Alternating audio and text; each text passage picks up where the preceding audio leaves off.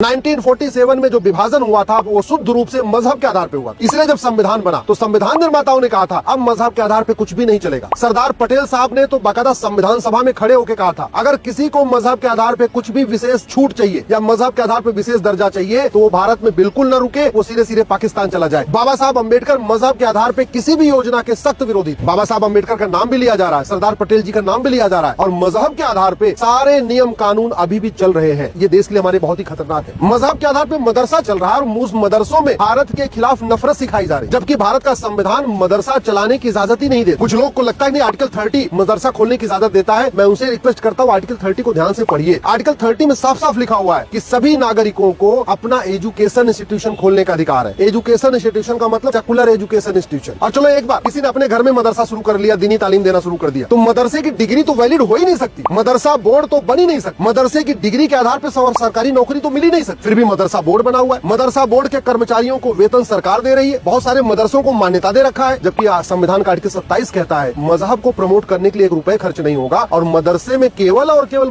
मजहब को प्रमोट किया जाता है। मदरसे में सेकुलरिज्म प्रमोट नहीं किया जाता, मदरसों में संविधान की भावनाओं को नहीं पढ़ाया जाता और मदरसों में जो कॉन्स्टिट्यूशन के प्रियम्बल में लिखा है इक्वलिटी, जस्टिस, लिबर्टी, फ्रेटर्निटी, ये नहीं सिखाया जाता। इसके बावजूद मदरसों को मान्यता दी जा रही है, मदरसों की डिग्री को वैलिड माना जा रहा है, मदरसों में पढ़े हुए लोगों को सरकारी नौकरी मिल रही है और पढ़ाने वालों को वेतन भी दिया जा रहा है।